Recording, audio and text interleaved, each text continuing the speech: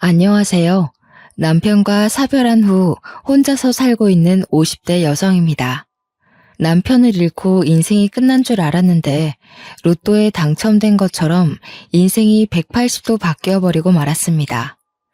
제가 이런 호화스러운 삶을 살게 될 줄은 꿈에도 몰랐는데요. 어릴 때부터 항상 부족하게 자라서 돈과 먹을 것이 풍족해지니 적응하기 어렵네요. 로또에 당첨된 것도 아닌데 갑자기 부자가 되어버렸다니. 여러분들이 듣기에는 의아스러우실 겁니다. 우선 제가 얼마나 어렵고 힘들게 자랐는지 들어보시길 바랍니다.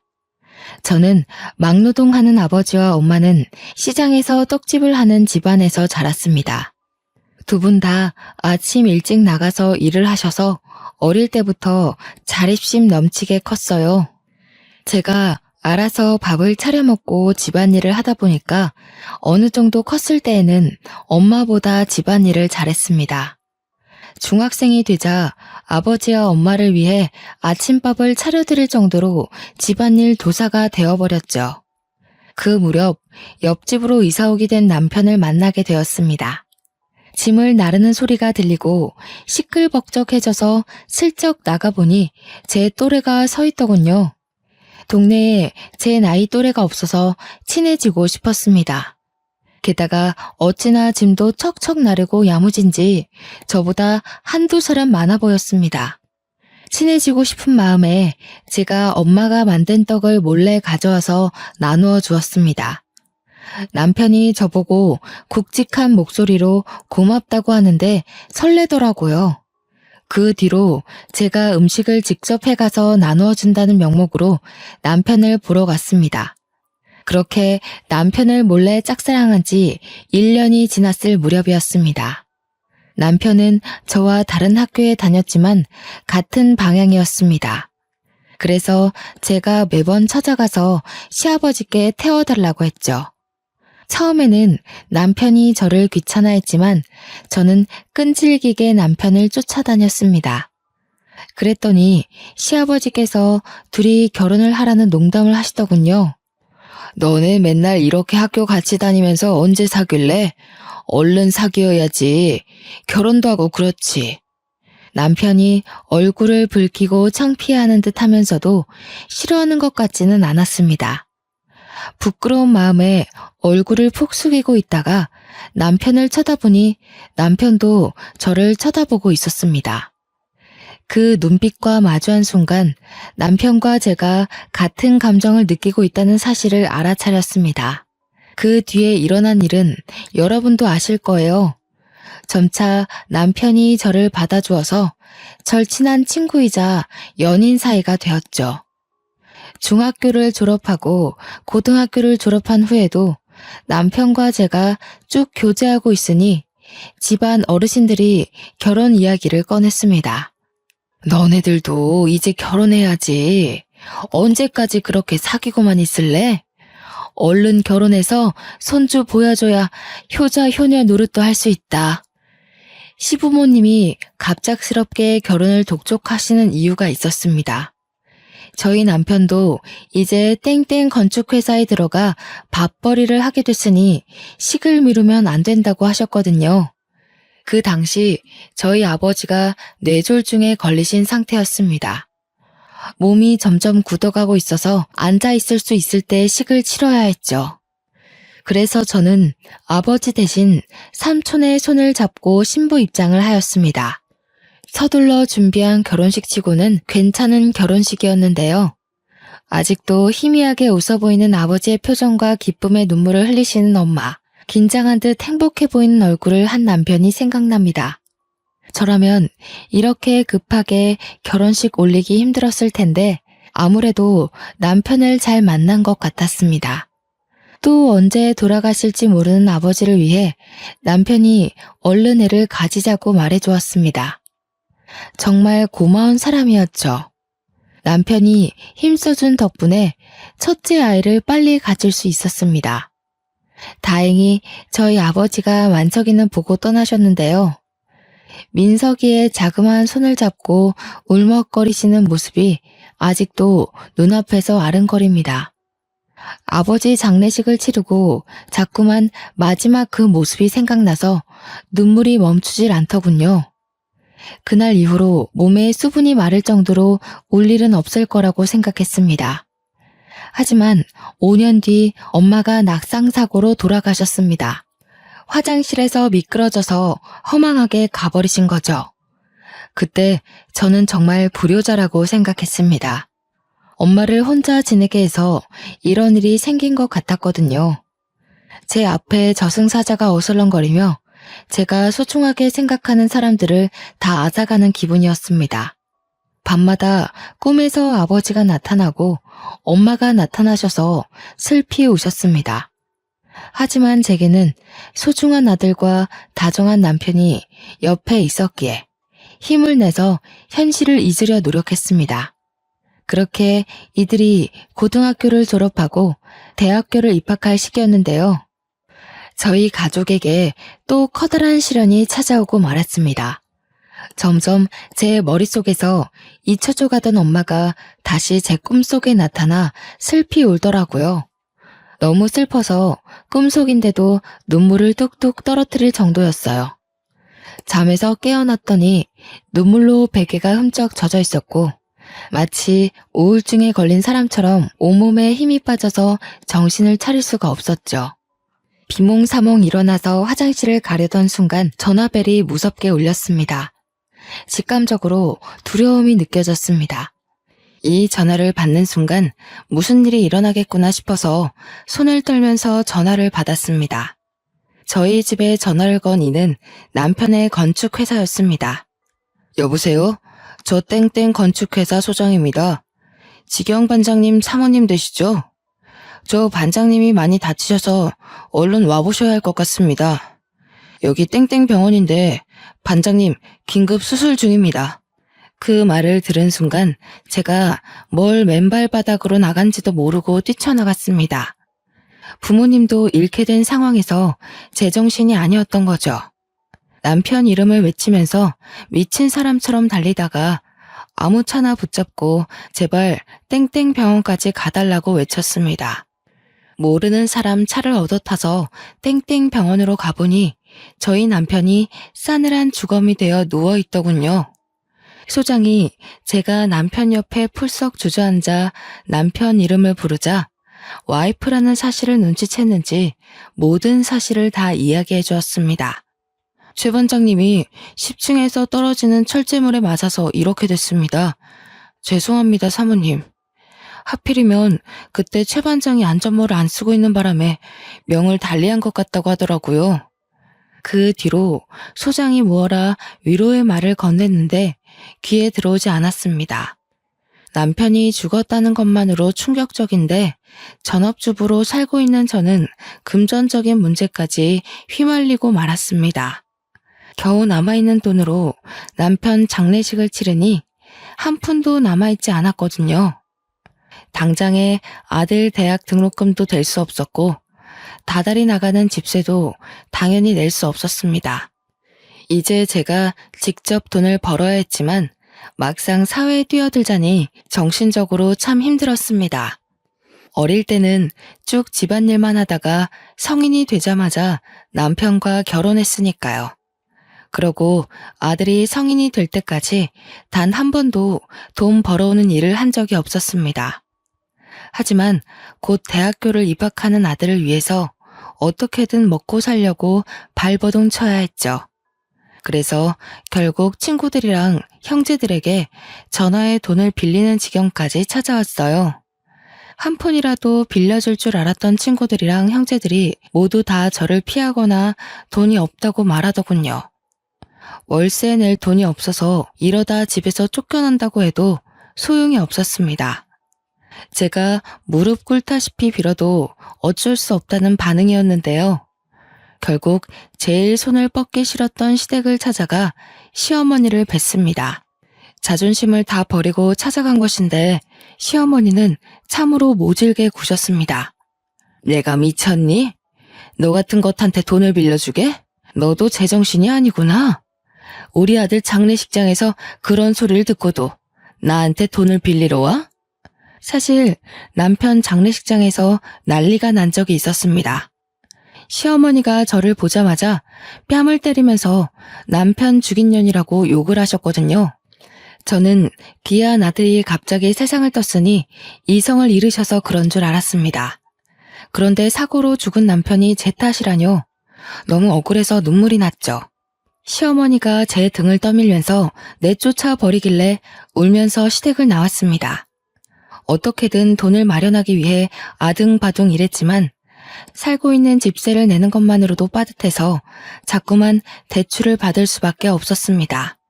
결국 마지막 지인이라고 생각했던 초등학교 동창들에게 돈을 빌리기 위해 동창 모임에 간 적이 있었습니다.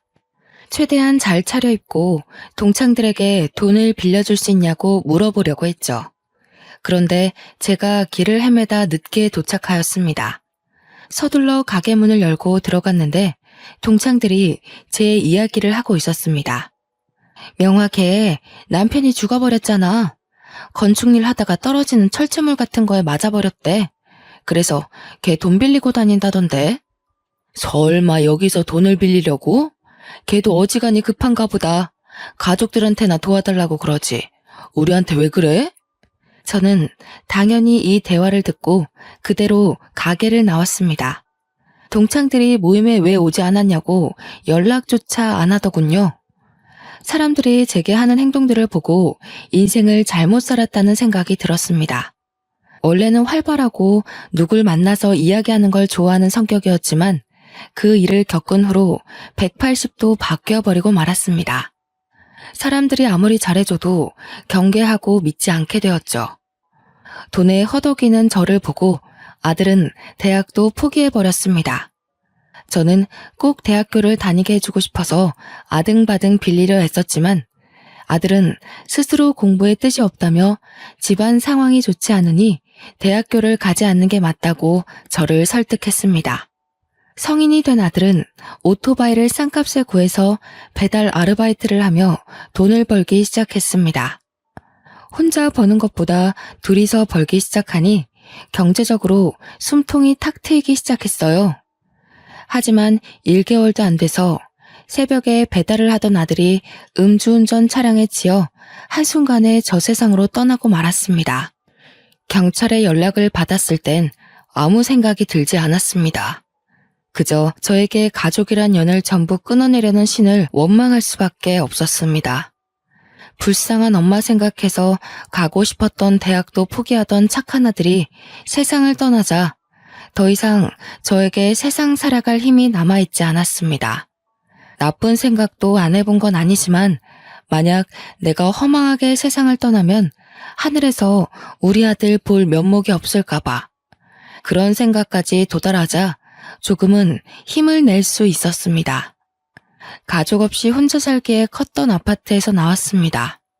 그리고 아파트 보증금으로 단칸방에서 살다가 고시원 생활까지 하게 되었습니다. 그 뒤부터는 숙박이 가능한 공장에 들어가 죽은 듯이 일만 했는데요. 겨우 돈을 모아서 길거리에서 포장마차를 차렸습니다. 거기서 모은 돈으로 술집을 차리게 되었죠. 술집을 오랫동안 하면서 주변 상인들과 많이 친해졌지만 정을 많이 주지 않았습니다. 여기서도 제가 아무리 잘해줘도 내가 힘들 때 도와줄 사람은 없을 것 같았거든요. 그러다 폐지를 줍는 할머니를 만나게 되었습니다. 장사를 하다가 쓰레기를 내놓으려고 가게 밖을 나가보니 웬 할머니가 쓰레기 더미를 뒤지고 있더군요. 그 모습을 보니 돌아가신 어머니가 생각났습니다. 동시에 꼭 저 같다는 생각이 들었죠. 제가 독하게 마음먹고 일하지 않았더라면 노년에 저러고 있었을 것 같았습니다. 그때 갑자기 할머니가 제게 다가와 구걸을 하기 시작했습니다. 불쌍한 마음에 제가 가게 안에 있던 폐지를 가져와 드리는 순간 흠칫 놀라고 말았습니다. 멀리서 봤을 때는 몰랐는데 한쪽 손이 없으시더라고요. 할머니가 놀란 저를 보고 꾸벅 인사를 하고 가는데 할머니를 도와드리고 싶은 마음이 들었죠. 그래서 할머니가 올 때까지 폐지를 모아서 드렸습니다. 할머니를 도와드린 지 2주일 정도 지났을까요? 어디서 또 봤는지 몰라도 저희 가게에 늘 들리는 상인이 와서는 오지랖을 부리더군요. 그 할머니 도와주면 안 돼. 나도 저번에 불쌍해서 도와줬다가 어이없는 일이 있었다니까. 내가 폐지 모아서 주니까 멀쩡한 상자도 달라는 거 있지? 어느 날은 밥도 달라고 하고 아주 거지가 따로 없어. 상인이 제 가게를 나서면서까지 할머니를 도와주지 말라고 했습니다. 분명 제 것까지 탐내면서 다 빼앗아 갈 거라고 하더라고요. 하지만 그게 어디 쉽나요? 도와주기 시작한 걸 멈추기 어려워져서 할머니가 밥 달라고 하면 밥 주고 멀쩡한 상자도 달라고 하면 주려고 했습니다. 며칠 뒤에 할머니가 나타나서는 폐지를 가져가시면서 이렇게 말씀하셨는데요. 오늘 폐지가 왜 이렇게 적어? 안 버리고 모아둔 거 맞아? 다른 노인네 준 거 아니지? 상자 없으면 이거라도 줘. 어차피 손님들 주려면 이 상자 뜯어야 되잖아. 정리한 김에 이 상자도 지금 주면 좋겠네. 할머니께서 맥주 상자를 가리키더니 멋대로 상자를 개봉하였습니다. 냉장고에 둘 곳이 없어서 한쪽 구석에 쌓아둔 것인데 멋대로 열어버리더라고요. 그 순간 옆 가게 사장이 해준 말이 생각나서 아차 싶었습니다. 그 사장 말대로 내쫓을까 하는 생각이 들었지만 서둘러 할머니를 말렸죠. 그랬더니 할머니께서 버럭 소리를 지르셨습니다. 왜? 처음에는 잘만 도와주더만 이런 건 안 돼? 내가 무식해 보여도 몰라. 부모 없이 자랐고 남편 없이 생활해서 그런 거 모른다고. 남편을 잃은 아픔 때문일까요? 부모 없이 자란 것보다 남편 없이 자랐다는 말이 귀에 들어왔습니다. 그런데 할머니가 제게 남편이랑 사별했다는 말을 하더군요. 그래, 몇십 년 동안 남편 죽인 년이라고 들었더니 제정신 아니다. 미친 노인네 처음 보냐? 얼른 다른 상자도 열어서 놔줘. 저는 할머니가 일부러 이러는 거라고 생각했습니다. 제가 화를 낼 때까지 무엇이든 해보는 느낌이 들었거든요. 그 생각이 드니 희한하게 화가 나지 않았습니다. 오히려 더 차분하게 여기까지만 드릴 수 있다고 상자 하나를 더 열고 가지런하게 정리해서 드렸죠. 그 뒤로 할머니의 행보는 더욱더 심해졌습니다. 어느 날은 손님들이 많은 시간대에 찾아와 아무 테이블이나 앉아버리는 거 있죠. 뒤에 손님이 기다리고 있어서 서둘러 할머니에게 다가가니 오히려 제게 호통을 치셨습니다. 설마 내쫓으려는 게야? 나도 손님이야. 기다렸다가 앉은 거니까 얼른 술상 내와. 당연히 거짓말이라고 생각했지만 손님들 앞에서 언성을 높일 수 없었습니다. 손님들에게 양해를 구하고 술상을 차려와 할머니께 드렸죠. 그래놓고 계산도 하지 않고 가버렸습니다. 이런 일이 계속해서 생기니 저도 지치더군요. 당연히 할머니의 이런 행보는 동네에 제대로 소문이 나버렸으니 한날 상인들은 제게 찾아와 물었습니다. 내가 저번에 보니까 폐지 줍는 할머니가 멋대로 들어가서 밥 먹고 나오는 것 같던데 맞아? 나도 불쌍해서 도와줬더니 밥 달라고 하고 돈 달라고 하고 나중에는 가게도 달라고 할 것 같더라고. 당한 사람이 한둘이 아니야. 상인들이 할머니 뒷담을 하길래 손사래를 치며 너무 그러지 말라고 했죠. 그랬더니 상인들이 오히려 화를 내며 저를 나무랬습니다. 자네도 다 받아주지 마. 오냐오냐 받아주니까 아직까지 이 동네에 있는 거 아니야. 자네도 따끔하게 한마디 해서 확 쫓아내자고. 그 노인네 때문에 장사 안 돼서 미쳐버리겠어. 난 바로 옆집이라서 힘들어. 할머니가 소란 피우면 우리 가게에 있던 손님들이 다 나가서 쳐다보고 있다고. 상인들이 이런 식으로 눈치를 주길래 알겠다고 하고 돌려보냈습니다. 민폐 끼쳐서 미안하다고 외치며 상인들을 내보내던 와중 전봇대 뒤에 숨어있던 할머니와 마주쳤는데요. 아무래도 상인들끼리 하는 말을 엿들은 것 같았습니다. 저랑 눈이 마주치자 바로 등을 돌리고 가버리더군요. 그 모습을 보니 동창 모임에서 뒷담을 듣고 집으로 돌아가는 제 모습이 생각났습니다. 안쓰러운 마음이 들어서 할머니가 다시 찾아오길 기다렸죠. 3일 뒤에 할머니가 가게 앞을 지나가길래 서둘러 불러서 밥을 먹자고 했더니 할머니가 신경질을 부렸습니다. 밥은 무슨, 내가 무슨 거지인 줄 아나?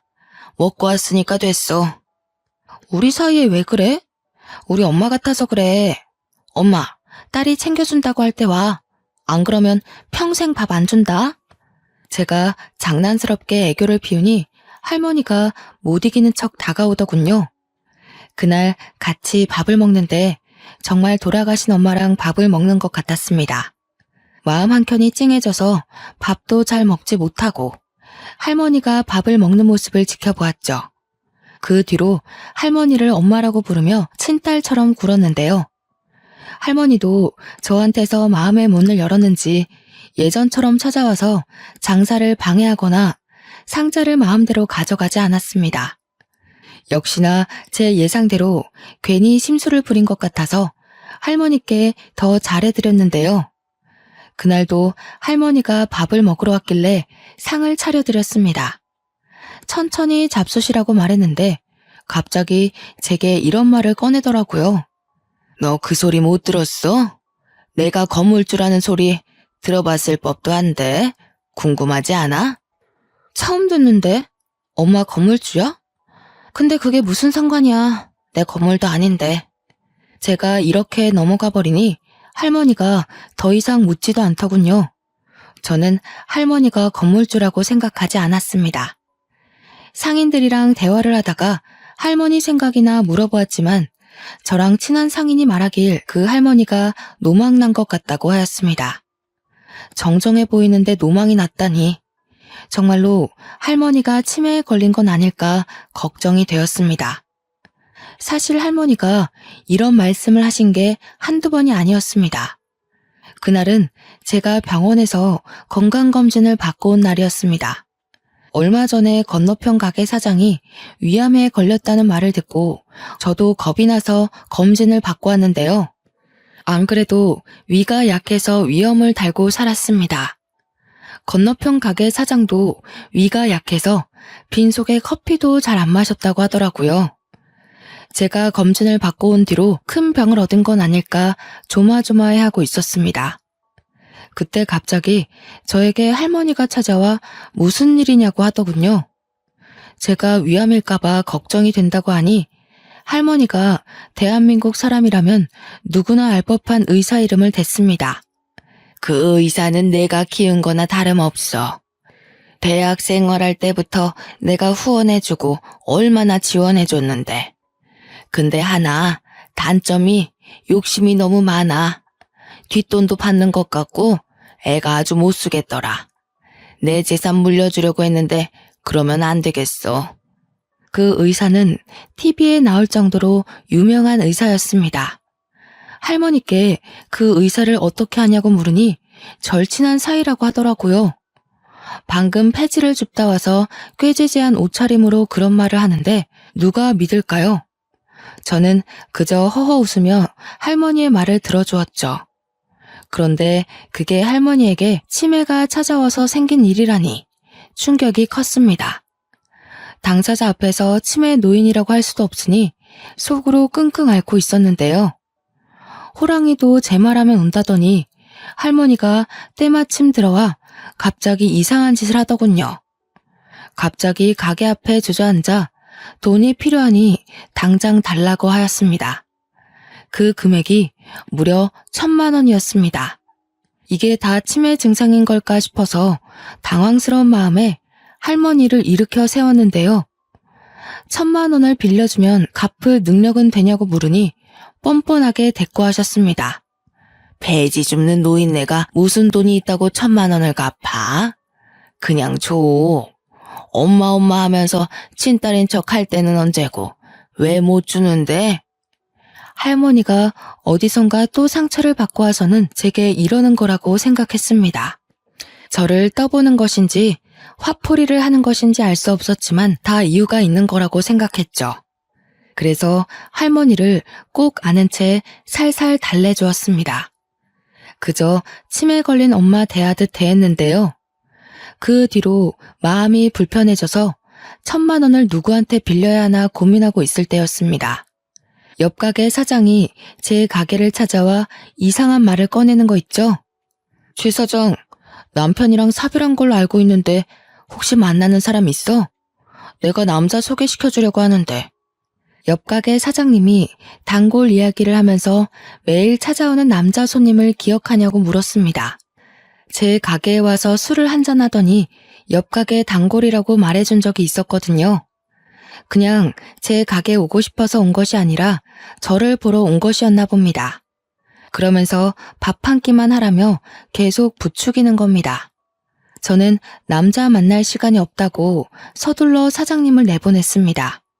얼른 장사를 시작하면서 바쁜 척 연기를 했는데 글쎄 사장님이 남자를 떡하니 데려오는 거 있죠. 사장님이 데려온 남자를 보니 훤칠하게 생기고 어깨도 떡 벌어져 있는 게 생각보다 멀쩡해 보였습니다.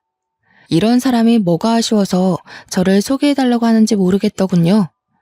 손님으로 온 것이라서 쫓아내지도 못하고 일단 가게 안으로 들어오라고 했습니다. 술상을 차려주고 카운터에 앉아있는데 옆 가게 사장님이 제게 이리 오라고 손짓하였습니다. 최 사장, 이리 와서 한잔해. 손님도 없는데 술 한잔 하자. 우리 단골 사장님이 술 한 잔만 따라주고 싶대. 옆 가게 사장님이 데려온 남자가 술병을 든 채 저를 기다리고 있는데 안 갈 수가 없었습니다. 진짜 술잔만 받고 다시 카운터에 앉아 있으려고 했는데요.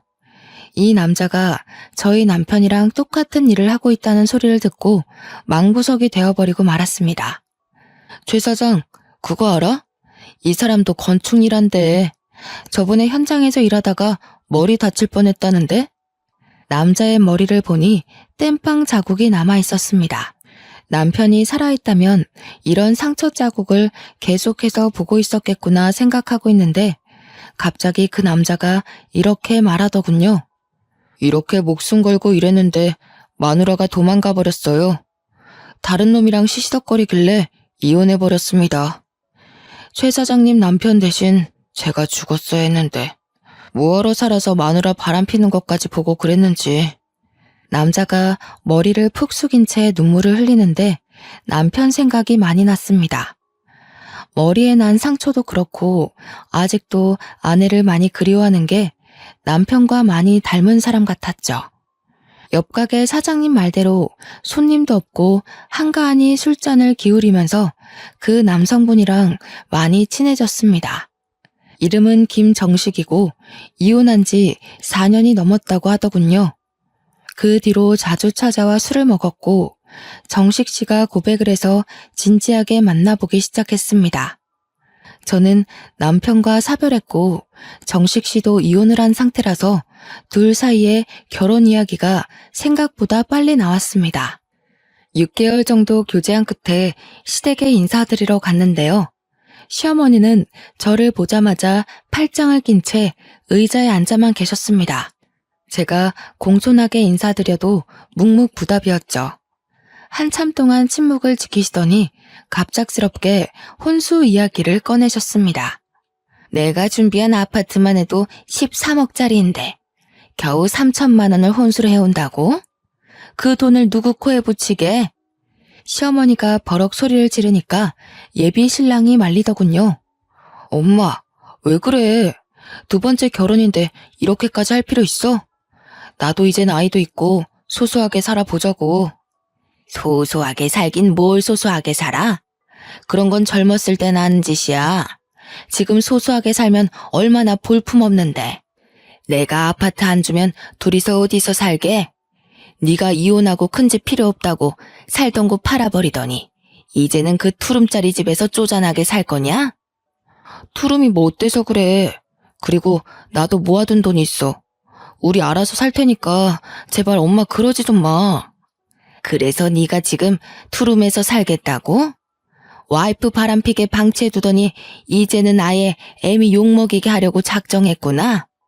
결혼할 여자가 1억 가져온다고 할 때까지 합가시킬 생각 없다. 시어머니가 금방이라도 뒷목을 잡을 것처럼 소리를 지르길래 그만하라고 예비 신랑이 팔을 붙잡았습니다. 어떻게든 혼수를 준비하겠다고 하고 시댁을 나와버렸죠.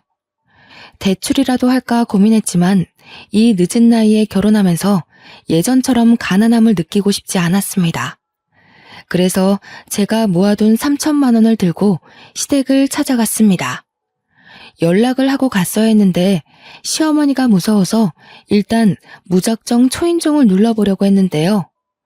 현관문이 열려 있어서 빼꼼 내다보니 시어머니가 소리를 지르고 있었습니다. 그곳에 예비 신랑도 있는 것 같았죠. 도대체 왜 이러는 거야? 내가 첫 번째 결혼할 때는 아니랬잖아. 내가 좋아하는 여자라면 얼른 결혼하라고 할 때는 언제고 두 번째는 왜 이러는 건데? 그때랑 지금이랑 똑같니? 내가 결혼 막 시키는 바람에 일이 이렇게 된 거 아니야. 딱 보니까 네가 여자 볼 줄 모른다. 그것도 얌전해 보여서 요조 숙녀처럼 잘 지내겠다 싶었는데 다른 남자랑 바람핀 거 아니야? 네가 목숨 걸고 일하다 다쳤는데 그것이 병문안이라도 와봤어? 다른 놈이랑 뒹구느라 네가 죽든 말든 신경도 안 썼잖아. 그 말이 왜 지금 나오는 건데? 그래서 이혼했잖아. 이혼한 거니까 된 거 아니야? 그 여자도 남편 죽어서 사별한 거라며? 그 여자 남편도 너랑 똑같은 일 했다는데 어떻게 결혼시켜? 그리고 얼마나 기가 세면 지 남편이랑 아들까지 모조리 세상을 떠난다니? 그런 것 하고 어떻게 너를 결혼시켜? 내가 점도 보고 왔는데 점쟁이가 그것이 내 아들 죽일 게 뻔하대. 그 여자 가족이 되면 전부 죽는 팔자라고 하더라. 1억 해오라는 것도 헤어지게 하려고 일부러 그런 것이니까 당장 헤어져라. 1억 구해오면 1억 더 해오라고 할 테니까. 거짓말하지 마. 점쟁이 때문이 아니라 아버지 빚 때문에 이러는 거잖아. 다 늙은 노인이 무슨 부귀영화를 누리겠다고 도박을 해? 이렇게 자식 인생 망치니까 좋아? 저는 그 말을 들은 순간 조용히 뒤돌아서 나올 수밖에 없었습니다. 제가 전생에 무슨 죄를 지었던 걸까요? 어쩔 수 없이 남편과 아들을 잃은 것뿐인데 사람들이 저를 벼랑으로 내모는 것 같았습니다. 내 편은 더 이상 만들지 못하는 것인지 싶어서 하염없이 눈물만 흘렸죠. 어느 정도 행복해졌다고 생각했는데 저는 동창 모임 때처럼 아직도 처량한 신세였습니다. 어차피 마음을 열어도 믿었던 사람들이 저를 비난할 테고 저한테 손가락질할 거라는 생각에 사람들이 쳐다보든 말든 오열하였습니다. 집 가는 내내 엄마 잃은 아이처럼 대성통곡을 해버렸는데요. 그때 갑자기 할머니가 저를 보고 왜 그러냐고 물었습니다. 할머니가 울지 말라고 소매로 제 눈물을 닦아주고 있는데 정말 엄마같이 느껴졌습니다. 평소에 할머니를 엄마라고 불렀어서 울면서 엄마라 부른 것인데 정말로 눈앞에 엄마가 있는 것 같았죠. 그래서 저도 모르게 시댁에서 있었던 일들을 다 말해버렸습니다. 그 말을 다 듣고 있던 할머니께서 갑자기 품속에서 돈봉투를 꺼내주더라고요. 1,000만 원짜리 수표 10장이 들어있을 거다. 너 주려고 내내 가지고 있던 거야. 널 진짜 딸이라고 생각하니까 주는 거다. 나 폐지만 줍고 다니는 노인네 아니다. 네가 장사하고 있는 건물이 내 건물이야. 제가 1층에 새 들어있는 6층짜리 건물을 가리키니 할머니가 맞다고 하였습니다. 믿을 수 없다고 하니까 그럼 그 돈이 어디서 났겠냐고 하는 거 있죠? 실제로 할머니의 옷은 가격대가 나가 보였습니다. 게다가 어디서 사는지 몰라도 늘 씻고 오는 듯 했죠. 대화도 해보니 그 나이에 무려 대학도 나왔다고 했고 아는 것도 많아서 의외라고 생각한 적도 있었습니다. 제가 얼떨떨한 표정으로 1억이 든 봉투를 바라만 보고 있으니 할머니는 호탕하게 웃으며 꽤 충격적인 말을 해주셨습니다. 네가 남보다 나으니까 그런 거다. 내 자식들은 내가 사고로 손이 없어지니까 나 몰라라 하더라. 지들끼리 양로원에 집어넣자고 하고 재산 이야기만 하면서 쑥덕거리길래 아예 영 끊었다. 자식들 몰래 이사 온 거라서 자식들은 내가 지금 어디 사는지도 몰라. 그딴 놈들한테 재산 물려주느니 차라리 사회에 환원하려고 했는데 정부 놈들을 믿을 수가 있어야지. 할머니 말로는 건물주인 줄 알고 싹싹하게 구는 상인들한테 테스트를 해봤다고 합니다. 사실 건물주가 아니고 폐지를 주우러 다닌다는 사실을 알리니 상인들 태도가 싹 바뀌었다고 하죠. 그 뒤로 상인들이 몇 번이나 바뀌어서 할머니가 건물주라는 소문이 전부 사라져버린 거죠. 대신 할머니가 무전 취식하면서 폐지 주우러 다니는 노인이라는 소문이 자리한 것인데요. 그 상태로 건물주라는 소리를 하니 아무도 믿지 않아서 할머니가 그런 사람들을 시험해 본 것입니다. 내가 몇 년을 속여봤는데 사람들은 다 똑같더라. 내가 나중에 건물주라고 밝히니까 다들 이용해 먹으려고 하더라고. 그래서 주는 거다. 너는 내 친딸들보다 낫다. 그러니 얼른 받아라. 할머니가 그 돈을 쥐어주면서 시댁에 얼른 가보라고 하였습니다. 점쟁이 말만 믿고 귀한 며느리 내친 시어머니를 혼쭐 내고 오라고 하더군요. 그래서 할머니 말대로 시댁에 찾아가 1억을 시어머니 눈앞에서 살랑살랑 흔들었습니다. 시어머니는 수치심도 없는지 진짜로 1억을 구해올지 몰랐다며 놀란 토끼 눈이 되어 있었습니다. 어머님, 왜 안 받으세요? 여기서 1억 더 필요하세요? 그럼 가져올게요. 사실 어머님께서 하신 말씀 다 들었어요. 1억을 가져와도 1억을 더 가져오라고 말씀하시려고 했잖아요. 어머님, 생각보다 저희 집안에 돈이 많아서 1억은 물론 10억, 100억까지 가져올 수 있어요. 아니, 부모님이 대체 뭐 하시길래? 설마 친척들한테 부탁한 거니?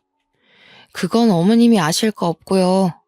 100억은 넘게 가져올 수 있지만 이제 제가 어머님 집안으로 들어갈 생각이 없어졌어요. 제가 이렇게 말하니 시어머니 입이 점점 벌어지더군요. 자리에서 일어나 가버리려고 하니까 제게 매달려 소리치기 시작했습니다. 잠깐만. 내가 점쟁이 말에 홀려서 머리가 어떻게 됐나 보다. 우리 이러지 말고 대화를 좀 해보게. 응? 이거 놓으세요. 저는 이런 집안이랑 같이 살 수 없어요. 그리고 저랑 가족이 되면 다 죽는다고 어떤 점쟁이가 그랬다면서요. 그런데 눈앞에 1억이 있으니까 가족의 연을 맺고 싶어졌나요? 이제 보니 어머니 참 간사하네요. 얘야, 내가 미안하다.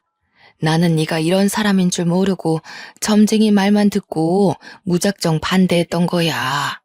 네가 이렇게 능력이 있었으면 전보로 가지도 않고 바로 결혼시켰다. 너도 정식이랑 이혼한 여자가 어떤 것인지 알고 있잖아. 그런 것 때문에 내가 의심병이 들어서 그랬어. 그 여자랑 제가 같나요? 엄연히 다른 사람인데 그 사람이랑 저를 비교하면 안 되죠. 돈이랑 결혼시키는 것도 아니고 지금 뭐 하는 짓인가요? 내가 원래 이런 애가 아닌데 우리 남편이 도박을 해서 그래. 빚이 갑자기 생겨서 너한테 못할 짓을 한 거다. 빚이 너무 무서워서 그랬다. 그러니까 네가 좀 도와줘라. 내가 이렇게 빌게. 그 빚은 어머님 사정이죠. 제가 왜 남의 집 빚 문제를 저한테 이야기하시죠? 저 정식 씨랑 이제 끝낼 거예요. 제가 어머님을 획 밀치고 밖으로 나와버렸습니다. 뒤에서 어머님이 제 이름을 부르며 울부짖었지만 뒤돌아보지 않았습니다. 물론 예비 신랑이랑 따로 만나서 헤어지자고 했죠. 전화통화로 그 이야기를 하니 예비 신랑이 집까지 찾아와 저를 설득하려고 하였습니다. 명아야, 이게 도대체 어떻게 된 일이야? 어머니가 뭐라 하셨어? 같이 가서 다시 말씀드려보자. 말할 것도 없어. 나는 어머님이랑 할 말 없으니까 돌아가. 정식 씨도 결혼해봐서 알잖아. 우리 둘이 결혼하는 것도 아니고 집안끼리 결혼하는 건데 벌써부터 이런 식으로 굴면 나 이해 못해. 엄마가 빚 때문에 제정신이 아니라 그래. 지금 병원도 다니고 계셔. 당신이 이해해주면 안 될까? 없어. 정식 씨가 무릎 꿇고 빌어도 내가 받은 상처는 돌아오지 않아. 그러니까 우리 정리하자. 예비 신랑은 돌아갔지만 그 뒤로도 제가 마음이 바뀌길 기다리고 있는 것 같습니다. 돈 때문에 그럴까요? 친구처럼 지내자고 제게 계속해서 연락을 하고 있어서 마음의 문이 닫히고 말았습니다. 게다가 어머님도 계속해서 연락이 오고 있습니다. 며칠 전에도 제게 전화가 와서 받아봤는데요. 울먹거리면서 저한테 하소연을 하시더라고요. 얘야, 진짜 우리 정식이랑 안 만나줄 거니? 우리 아들한테 들었다. 우리 아들이 계속 만나자고 해도 안 만나준다며. 지금 만나는 남자도 없다며. 한 번만 만나주면 안 되겠니? 아니요, 그럴 생각 없습니다. 지금 어머님 팔자 고치려고 아들 결혼시키시려는 거예요? 이제 차단할 거니까 제 번호 알아내서 연락하지 마세요. 명화야, 우리 명화, 내가 잘못했다.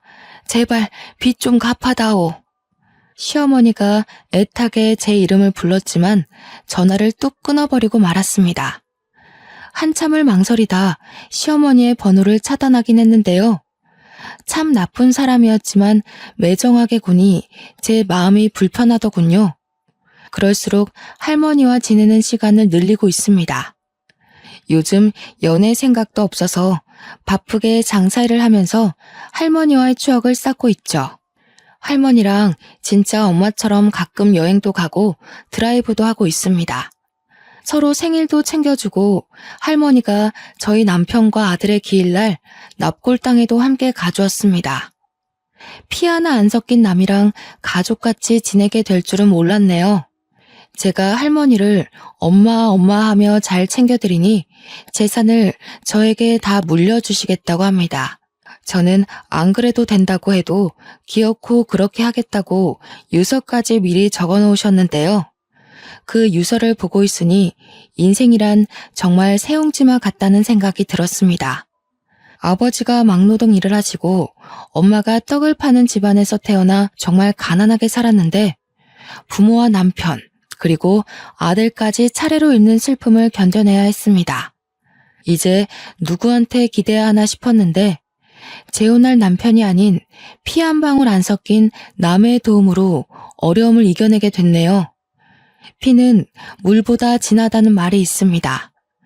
저도 그 말을 믿고 지내왔는데 피를 나눈 가족끼리만 정이 깊은 것이 아니라는 생각이 들어서 이렇게 제 사연을 보내봅니다. 여러분들이 들어도 정말 신기하지 않나요? 어떻게 생판 모르는 남이 제 인생을 이렇게 바꿔주고 도와줄 수 있는 걸까요? 여러분들도 힘이 들 때마다 제 사연 들으면서 나도 언젠가 좋아지겠지 싶은 마음이 드셨으면 좋겠습니다. 여러분들에게도 저처럼 은인이 찾아와 인생길이 환히 열렸으면 좋겠습니다. 저도 누군가에게 은인이 돼서 아프고 힘든 사람들을 도와주며 살도록 하겠습니다. 감사합니다.